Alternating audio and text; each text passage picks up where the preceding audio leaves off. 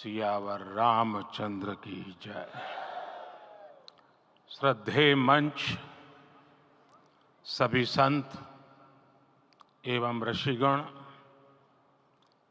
यहाँ उपस्थित और विश्व के कोने कोने में हम सबसे साथ जुड़े हुए सभी राम भक्त, आप सबको प्रणाम, आप सबको राम राम।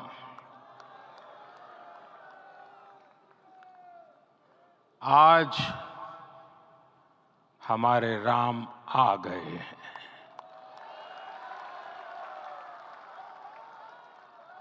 सदियों की प्रतीक्षा के बाद हमारे राम आ गए हैं।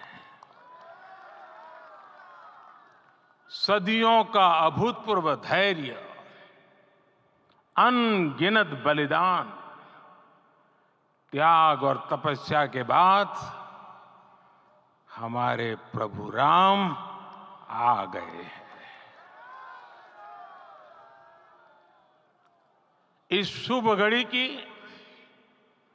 आप सभी को, समस्त देशवासियों को बहुत बहुत बधाई। मैं अभी गर्भगृह में ईश्वरीय चेतना का साक्षी बनकर आपके सामने उपस्थित हुआ हूं। कितना कुछ कहने को है, लेकिन कंठ अवरुद्ध है। मेरा शरीर अभी भी स्पंदित है, चित्त अभी भी उस पल में लीन है।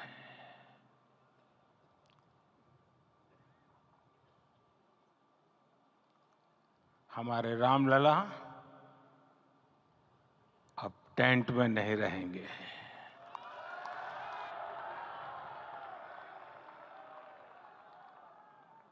हमारे रामलला अब इस दिव्य मंदिर में रहेंगे। मेरा पक्का विश्वास है, अपार श्रद्धा है कि जो घटित हुआ है, इसकी अनुभूति देश के, विश्व के कोने कोने में राम भक्तों को हो रही होगी। ये क्षण अलौकिक है, ये पल पवित्रतम है। ये माहौल, ये वातावरण, ये ऊर्जा, ये घड़ी प्रभु श्री राम का हम सब पर आशीर्वाद है। 22 जनवरी 2024 का ये सूरज एक अद्भुत आभा लेकर आया है।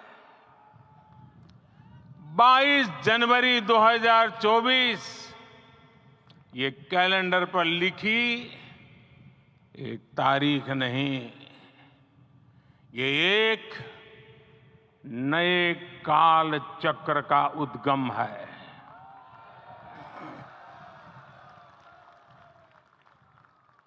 राम मंदिर के भूमि पूजन के बाद से प्रतिदिन पूरे देश में उमंग और उत्साह बढ़ता ही जा रहा था।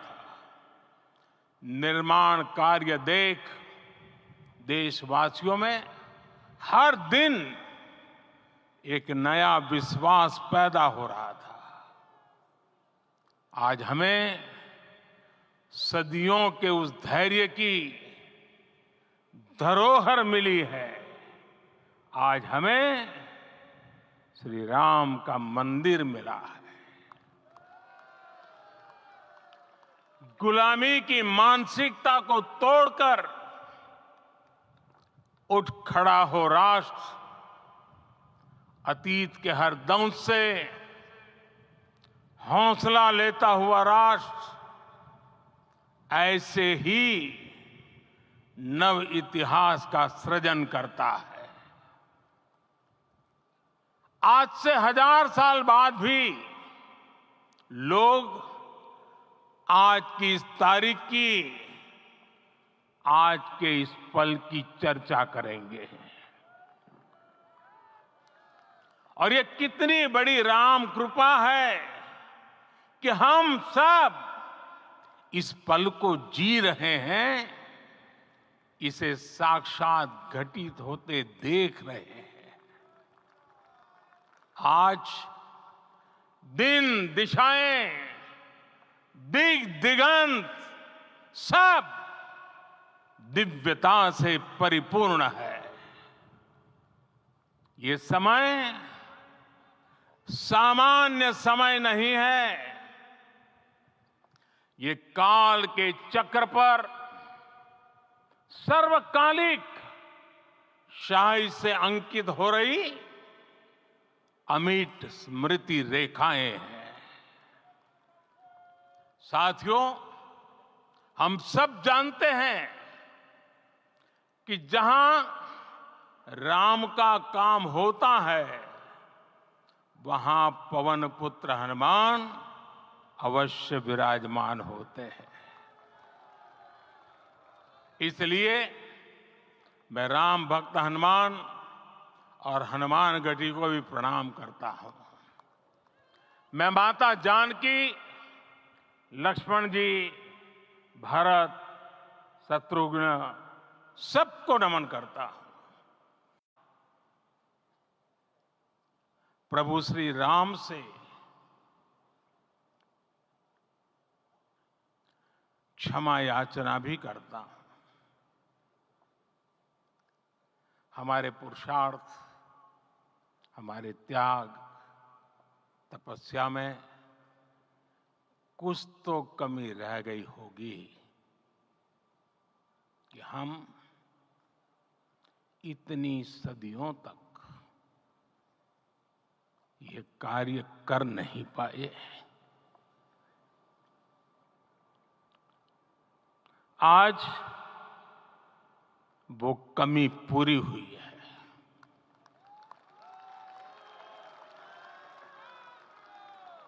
मुझे विश्वास है प्रभु राम आज हमें अवश्य क्षमा करेंगे। मेरे प्यारे देशवासियों, त्रेता में राम आगमन पर पूज्य संत तुलसीदास जी ने लिखा है, प्रभु बिलो की हर से पुरबासी, जनित वियोग विपत्ति सबनासी। अर्थात प्रभु का आगमन देकर ही सब अयोध्यावासी, समग्र देशवासी हर्ष से भर गए। लंबे वियोग से जो आपत्ति आई थी, उसका अंत हो गया। उस कालखंड में तो वो वियोग केवल 14 वर्षों का था। तब भी इतना असह्य था। इस युग में तो अयोध्या और देशवासियों ने सैकड़ों वर्षों का वियोग सहा है। हमारी कई कई पीढ़ियों ने वियोग सहा है।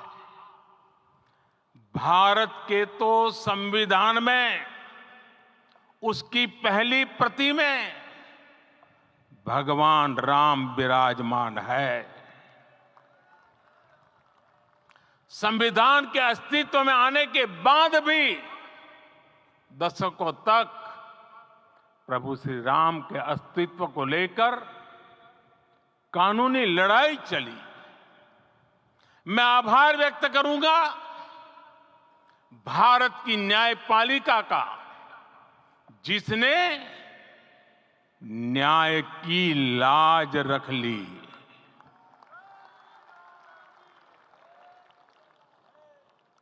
न्याय के पर्याय प्रभु राम का मंदिर भी न्यायबद्ध तरीके से ही बना। साथियों, आज गांव-गांव में एक साथ कीर्तन संकीर्तन हो रहे हैं। आज मंदिरों में उत्सव हो रहे हैं, स्वच्छता अभियान चलाए जा रहे हैं। पूरा देश आज दीपावली मना रहा है। आज शाम घर घर राम ज्योति प्रज्वलित करने की तैयारी है। कल मैं श्री राम के आशीर्वाद से धनुषकोडी में राम सेतु के आरंभ बिंदु अरिचल मुनाई पर था। जिस घड़ी प्रभु राम समुद्र पार करने निकले थे, वो एक पल था जिसने काल चक्र को बदला था। उस भावमय पल को महसूस करने का मेरा ये विनम्र प्रयास था। वहां पर मैंने पुष्प वंदना की। वहां मेरे भीतर एक विश्वास जगा कि जैसे उस समय काल चक्र बदला था, उसी तरह अब काल चक्र फिर बदलेगा और शुभ दिशा में बढ़ेगा। अपने 11 दिन के व्रत अनुष्ठान के दौरान मैंने उन स्थानों का चरण स्पर्श करने का प्रयास किया जहां प्रभु राम के चरण पड़े थे। चाहे वो नासिक का पंचवटी धाम हो, केरला का पवित्र त्रिपायर मंदिर हो, आंध्र प्रदेश में लेपाक्षी हो, श्रीरंगम में रंगनाथ स्वामी मंदिर हो, रामेश्वरम में श्री रामनाथ स्वामी मंदिर हो, या फिर धनुषकोडी। मेरा सौभाग्य है कि इसी पुनीत पवित्र भाव के साथ मुझे सागर से सरयू तक की यात्रा का अवसर मिला। सागर से सरयू तक हर जगह राम नाम का वही उत्सव भाव छाया हुआ है। प्रभु राम तो भारत की आत्मा के कण कण से जुड़े हुए हैं। राम भारतवासियों के अंतर मन में विराजे हुए हैं। हम भारत में कहीं भी किसी की अंतरात्मा को छुएंगे तो इस एकत्व की अनुभूति होगी और यही भाव सब जगह मिलेगा। इससे उत्कृष्ट, इससे अधिक देश को समायोजित करने वाला सूत्र और क्या हो सकता है। मेरे प्यारे देशवासियों, मुझे देश के कोने कोने में अलग अलग भाषाओं में रामायण सुनने का अवसर मिला है, लेकिन विशेषकर पिछले 11 दिनों में रामायण अलग अलग भाषा में अलग राज्यों से मुझे विशेष रूप से सुनने का मौका मिला।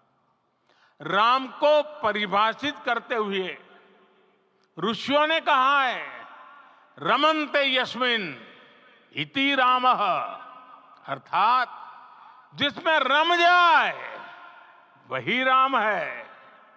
राम लोक की स्मृतियों में, पर्व से लेकर परंपराओं में सर्वत्र समाये हुए हैं। हर युग में लोगों ने राम को जिया है। हर युग में लोगों ने अपने अपने शब्दों में अपनी अपनी तरह से राम को अभिव्यक्त किया है और ये राम रस जीवन प्रवाह की तरह निरंतर बहता रहता है। प्राचीन काल से भारत के हर कोने के लोग राम रस का आचमन करते रहे हैं। राम कथा असीम है और रामायण भी अनंत है। राम के आदर्श, राम के मूल्य, राम की शिक्षाएं सब जगह एक समान है। प्रिय देशवासियों, आज इस ऐतिहासिक समय में देश उन व्यक्तित्वों को भी याद कर रहा है जिनके कार्य और समर्पण की वजह से आज हम ये शुभ दिन देख रहे हैं। राम के इस काम में कितने ही लोगों ने त्याग और तपस्या की पराकाष्ठा करके दिखाई है। उन अनगिनत राम भक्तों के, उन अनगिनत कार सेवकों के और उन अनगिनत संत महात्माओं के हम सब ऋणी हैं। साथियों, आज का ये अवसर उत्सवता का क्षण तो है ही, लेकिन इसके साथ ही यह क्षण भारतीय समाज की परिपक्वता के बोध का भी क्षण है। हमारे लिए ये अवसर सिर्फ विजय का नहीं, विनय का भी है। दुनिया का इतिहास साक्षी है कि कई राष्ट्र अपने ही इतिहास में उलझ जाते हैं। ऐसे देशों ने जब भी अपने इतिहास की उलझी हुई गांठों को खोलने का प्रयास किया, उन्हें सफलता पाने में बहुत कठिनाई आई, बल्कि कई बार तो पहले से ज्यादा मुश्किल परिस्थितियां बन गई। लेकिन हमारे देश ने इतिहास की इस गांठ को जिस गंभीरता और भावुकता के साथ खोला है, वो ये बताती है कि हमारा भविष्य हमारे अतीत से बहुत सुंदर होने जा रहा है। वो भी एक समय था जब कुछ लोग कहते थे कि राम मंदिर बना तो आग लग जाएगी। ऐसे लोग भारत के सामाजिक भाव की पवित्रता को नहीं जान पाए। रामलला के इस मंदिर का निर्माण भारतीय समाज के शांति, धैर्य, आपसी सद्भाव और समन्वय का भी प्रतीक है। हम देख रहे हैं ये निर्माण किसी आग को नहीं, बल्कि ऊर्जा को जन्म दे रहा है। राम मंदिर समाज के हर वर्ग को एक उज्जवल भविष्य के पथ पर बढ़ने की प्रेरणा लेकर आया है। मैं आज उन लोगों से आह्वान करूंगा, आइए आप महसूस कीजिए, अपनी सोच पर पुनर्विचार कीजिए। राम आग नहीं है, राम ऊर्जा है। राम विवाद नहीं, राम समाधान है। राम सिर्फ हमारे नहीं है, राम तो सबके हैं। राम वर्तमान नहीं, सिर्फ वर्तमान ही नहीं, राम अनंत काल है।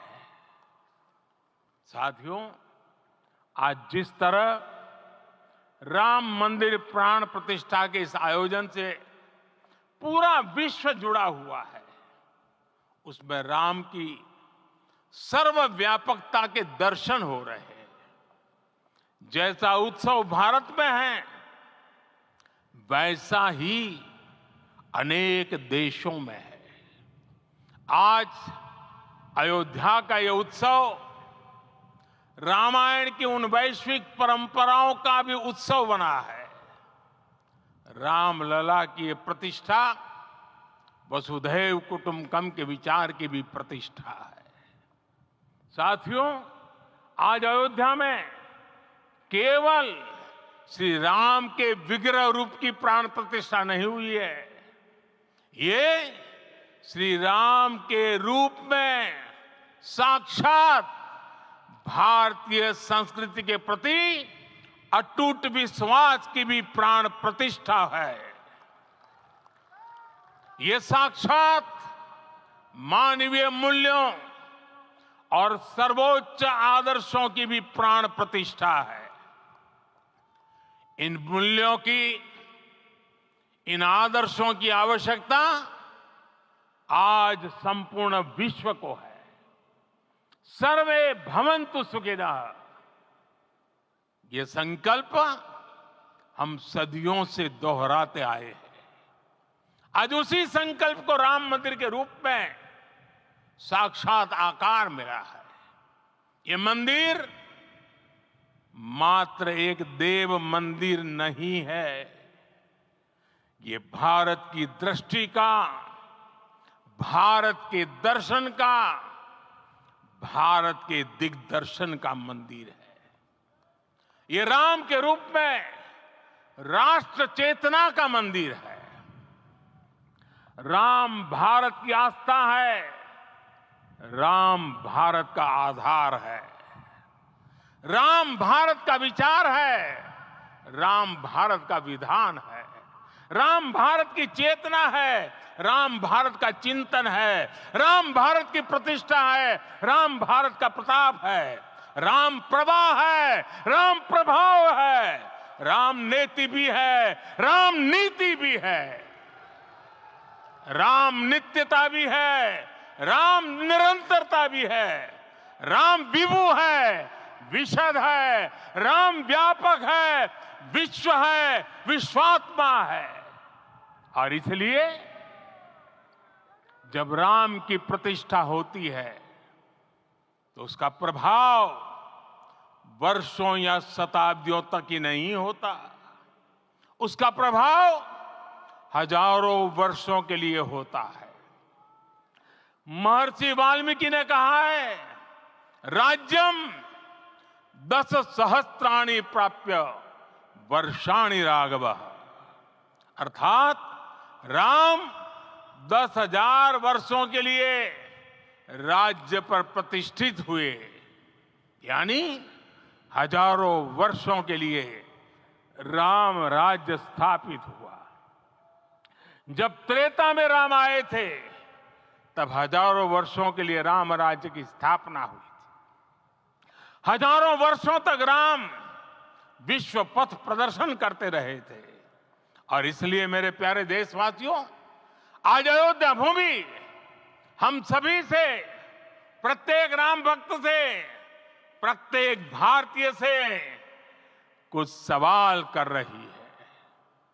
श्री राम का भव्य मंदिर तो बन गया, अब आगे क्या?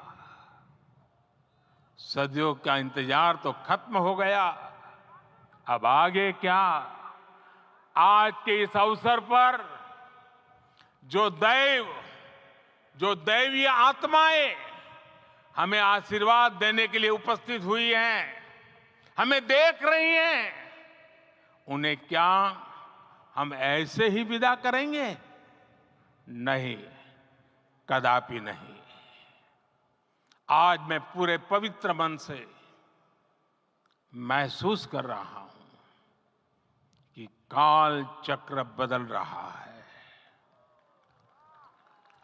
ये सुखद संयोग है कि हमारी पीढ़ी को एक कालजयी पथ के शिल्पकार के रूप में चुना गया है।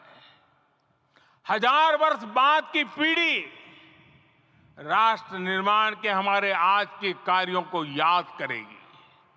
इसलिए मैं कहता हूं, यही समय है, सही समय है। हमें आज से इस पवित्र समय से अगले 1000 साल के भारत की नींव रखनी है। मंदिर निर्माण से आगे बढ़कर अब हमें सभी देशवासी यहीं इस पल से समर्थ, सक्षम, भव्य, दिव्य भारत के निर्माण की सौगंध लेते हैं।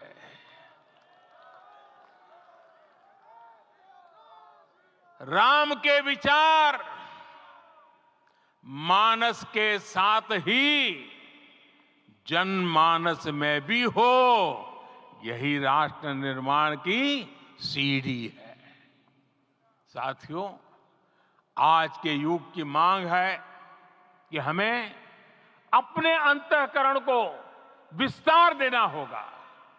हमारी चेतना का विस्तार देव से देश तक, राम से राष्ट्र तक होना चाहिए। हनुमान जी की भक्ति, हनुमान जी की सेवा, हनुमान जी का समर्पण, ये ऐसे गुण हैं जिन्हें हमें बाहर नहीं खोजना पड़ता। प्रत्येक भारतीय में भक्ति, सेवा और समर्पण के भाव समर्थ, सक्षम, भव्य, दिव्य भारत का आधार बनेंगे।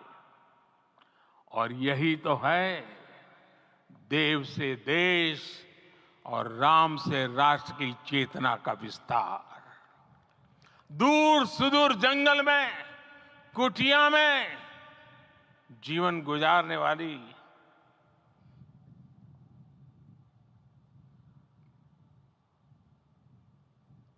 मेरी आदिवासी मां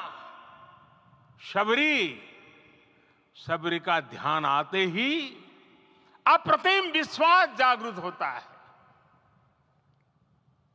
मां शबरी तो कब से कहती थी, राम आएंगे।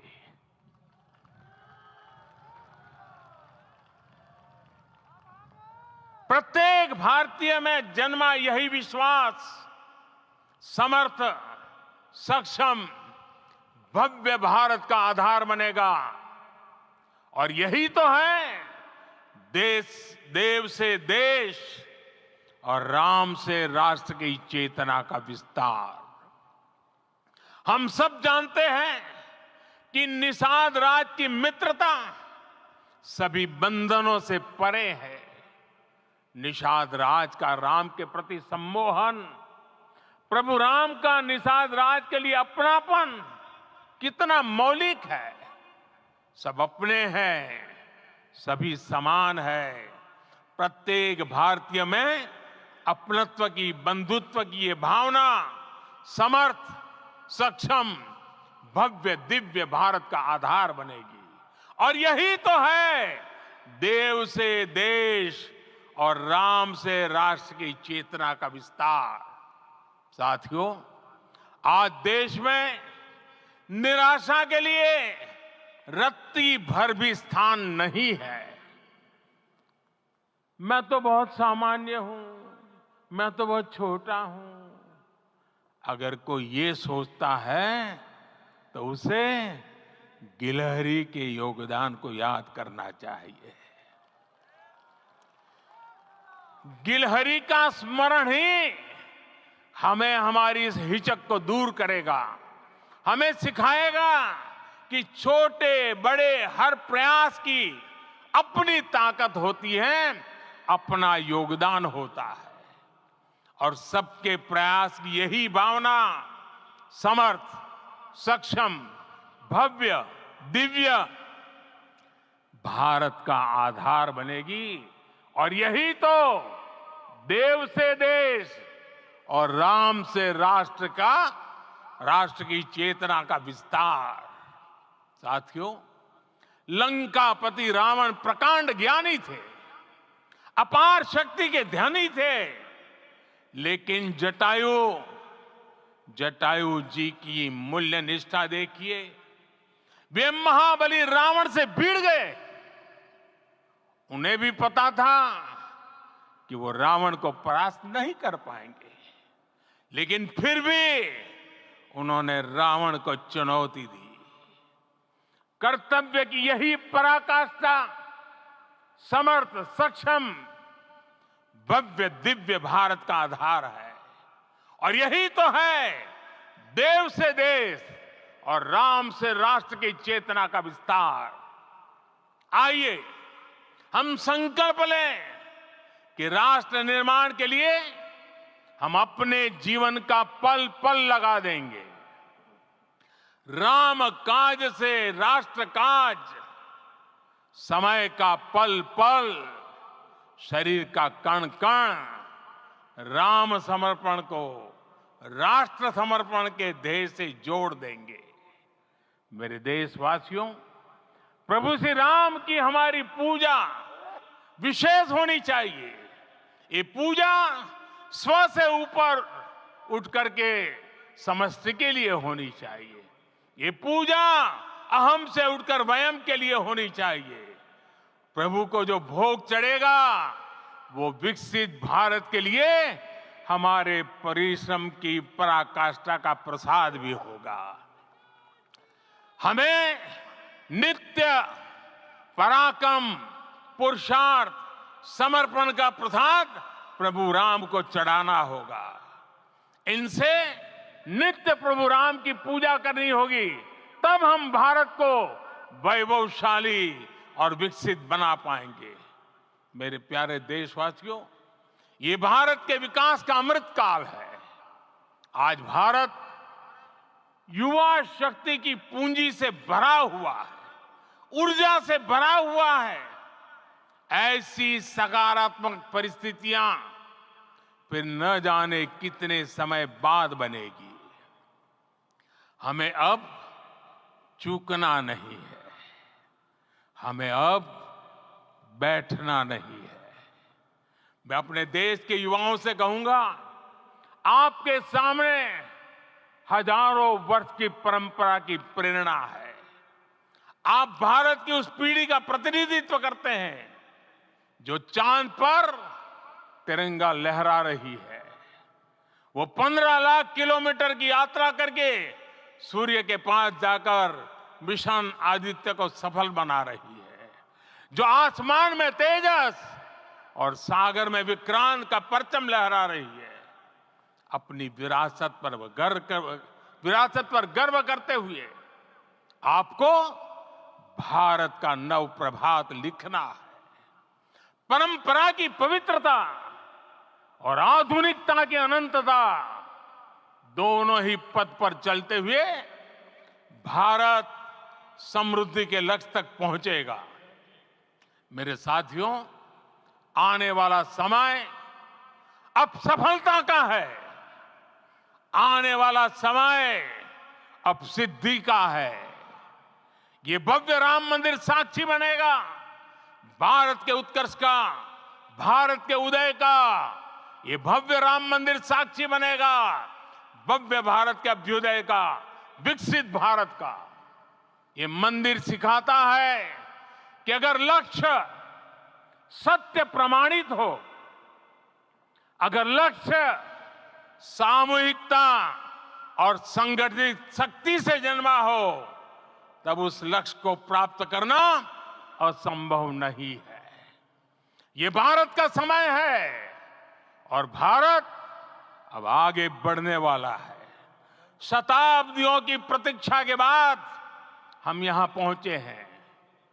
हम सब ने इस युग का, इस कालखंड का इंतजार किया है। अब हम रुकेंगे नहीं, हम विकास की ऊंचाई पर जाकर ही रहेंगे। इसी भाव के साथ रामलला के चरणों में प्रणाम करते हुए आप सभी को बहुत बहुत शुभकामनाएं। सभी संतों के चरणों में मेरे प्रणाम। सियावर रामचंद्र की, सियावर रामचंद्र की, सियावर रामचंद्र की।